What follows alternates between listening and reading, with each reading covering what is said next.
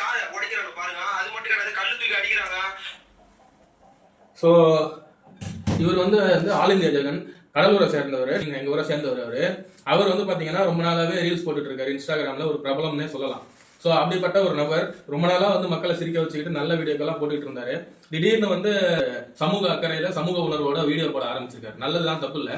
But அவர் சொல்ற விஷயம் என்னன்னு கேட்டீங்கன்னா, போலீஸ் டெல்லியில போராடுறவங்கள சிஜேபியை சேர்ந்து எல்லா இளைஞர்களும் அங்க இருக்கிறவங்க யாருன்னு பாத்தீங்கன்னா தேச துரோகிகளோ தீவிரவாதிகளோ பயங்கரவாதிகளோ கிடையாது. அவங்களும் வந்து ஒரு இளைஞர் கூட்டம் வந்து ஒரு நீட் தேர்வுல ஏற்பட்ட ஒரு முறைகேடுக்கு எதிராக அந்த அமைச்சர் வந்து பதவி விலகணும் அப்படின்னு சொல்லிட்டு போராடிட்டு இருக்காங்க.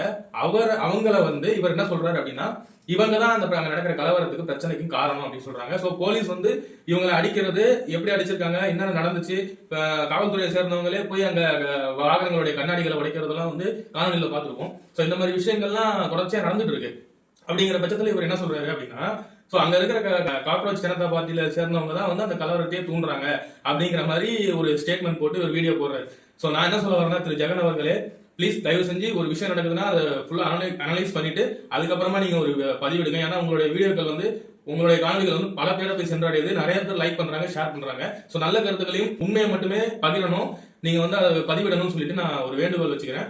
ஸோ இப்போ அந்த பிரச்சனையை பத்தி பார்ப்போம். அந்த பிரச்சனையில வந்து பாத்தீங்கன்னா அவங்க என்ன சொல்ல வராங்கன்னா, நீட் வினாத்தாள் வந்து லீக் ஆனதை எதிர்த்து, நீட்ல ஏற்படுற முறைகேடுகளை எதிர்த்து அவங்க வந்து போராடுறாங்க. ஸோ அந்த போராட்டத்துக்கு வந்து அகைன்ஸ்டா வந்து கவர்மெண்ட் வந்து ஜஸ்ட் போராடக்கூடாதுன்னு சொல்லிட்டு ஒரு ஒரு ரெக்வஸ்ட் வைக்கலாம். அண்ட் வந்து அவங்களுடைய வேண்டுகோள் என்னன்னு பார்த்து அதை பூர்த்தி செய்ய முயற்சி பண்ணலாம்.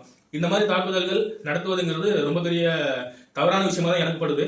ஸோ ரெண்டாவது விஷயம் என்னன்னு பாத்தீங்கன்னா, ஸோ இன்னைக்கு கூட பாடகர் அறிவு அவர்களும் வந்து இது சம்பந்தமா வந்து தமிழ்நாட்டில் வந்து அரெஸ்ட் ஆயிருக்காரு. தமிழ்நாட்டில் நிறைய பேரை இதுக்காக வந்து அரெஸ்ட் பண்ணியிருக்காங்க.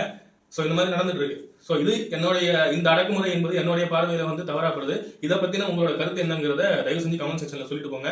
இந்த வீடியோவை முடிஞ்ச அளவுக்கு ஷேர் பண்ணுங்க.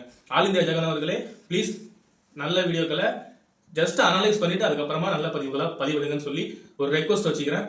ஸோ அடுத்த பதிவுல சந்திப்போம். Until then, by.